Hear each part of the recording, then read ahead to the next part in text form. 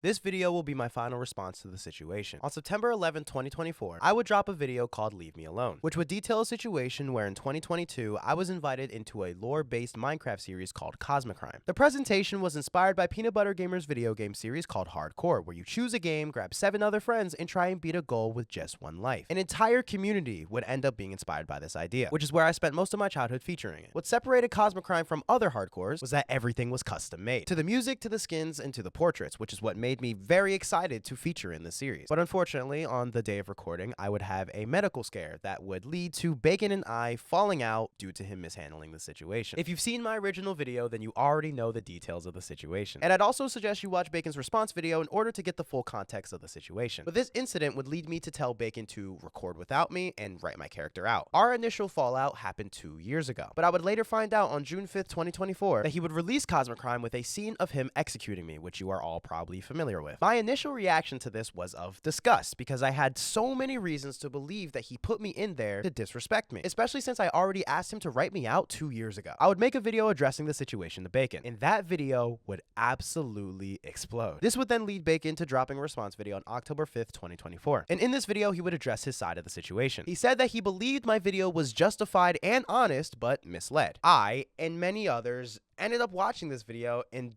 didn't like it. And the original draft of the video that you're watching right now was originally a 55-minute long response to his response, picking apart why I didn't like it. I did not like the way that he downplayed the situation and a plethora of other things. And so you're probably wondering why this video isn't 55 minutes anymore. Well, a mutual friend of ours, Maddox, convinced me to agree to a call with Bakon shortly after he caught wind of me making another response video. So I thought, why correct his mistakes when the man can do it himself? Well, hello everyone. Fancy meeting you all here. As was just said, this will be his final response. In fact, this will actually be our final response. If you want to see my full side of the story, it's on my channel. But anyway, last night I got into contact with Wist so we could finally come to an agreement. We're glad to say that the two of us are now on the same page. Yippee. If you've seen my video, you know I gave my perspective and added context, but it wasn't perfect. I realized through hashing it out with Wist that I should have used my video more to speak to him and less the audience. People saying that I mocked my overdosing friend in a Minecraft series was such a crazier claim against me that it ended up overshadowing and ultimately downplayed my man-to-man response to Wist. It was never my intention, but it is a problem nonetheless. So to lay the situation to rest, I'd like to formally apologize. Wist, I'm sorry for how I responded and managed your medical scare during the organizing of my project. I'm sorry for disclosing your information to the cast when I should not have. I'm sorry you weren't taken seriously when you were trying to make things work. And I'm sorry for including your cameo in the final product without contacting you. That was a massive oversight. Why didn't you guys handle this privately before releasing the video? I was under the impression that this was already handled privately. The thought of calling him was originally suggested by Maddox before I ever even made the video. But at the time, I had justified reasons to believe that he wasn't gonna take me seriously. Not only was our last conversation a show of that, but I felt I had already communicated to him that I wanted no involvement. The thought of, well, maybe I should try anyway, crossed my mind as well. But the last time I applied an optimistic mindset with logical thinking, I ended up being made fun of. On top of that, he already made a public video without my consent, so I thought a video responding to that was justified. When you know Wist's point of view through these events, it makes a lot of sense why he wouldn't trust my word. While I would have hoped for him to contact me before his video went up, I don't think he's all that bad for doing what he did. I hope people will hear this and not point the finger at Wist, saying he was doing too much, because we know by now the context behind both of our decisions, and we are cool with it. What changed between then and now to allow a call to happen? So like I said, Maddox caught wind of me in the process of making a response video, and to avoid going back and forth, he thoroughly convinced me that calling Bakon would be the better option. I personally believe because Bakon and I had already made our stances clear in our videos, it allowed for a more productive conversation due to the fact that we already had our arguments and our information at the ready. I believe I already made my feelings pretty clear 2 years ago, but the video allowed him to understand that this was a shitty situation. But him and I were able to agree in the call that my video was still justified. Why did Bakon unlist the Cosmic Crime pilot episode? Because I literally told him to take it down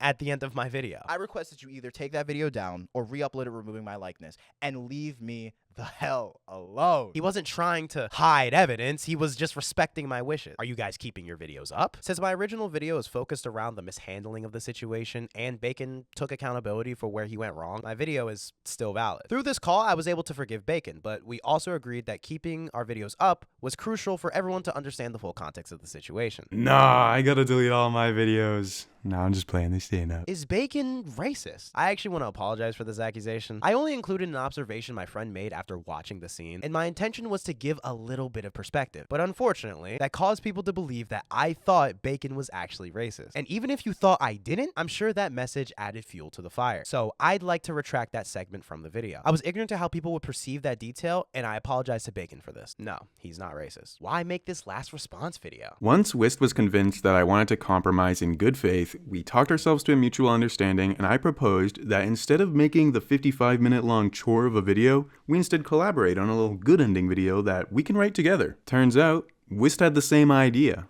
So we're making this to set the record straight, but also we think that there's people on both sides that have taken the situation too far on many levels, and y'all need to cut that out. So addressing harassment, I did not ask any of you to go to Bakon's YouTube channel or Discord server in an attempt to harass him or his friends. As a matter of fact, I quite literally asked all of you in a comment under my video, which some of you openly chose to disregard. Not only did I say that in a comment, but I also said it at the end of my explanation. Not only that, but I also put it in the description of my original video. Not only that, but anytime anyone addressed it in my Discord server, I would tell y'all not to harass him. Even if you believe I made these statements for PR reasons, which they weren't, that doesn't mean I secretly want a witch hunt, but just couldn't say anything. You guys don't know me. You know as much as I choose to show you. If I say don't harass somebody, then don't harass them. That's where it ends. This message does not apply to those who wanted to critique Bakon's actions. I'm talking about this guy. No clue what happened between these two niggas, but all I read was someone who can't read the room correctly. Anyways, tap in with Isaiah.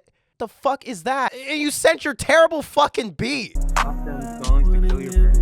This is Mr. Kill Your Parents' beat. Yeah, I guess. It's the voice of an angel that would want you to kill your parents. Also, fuck that nigga Bakon. He stole the black community's 2020 hood irony humor and is repurposing it for a chud online.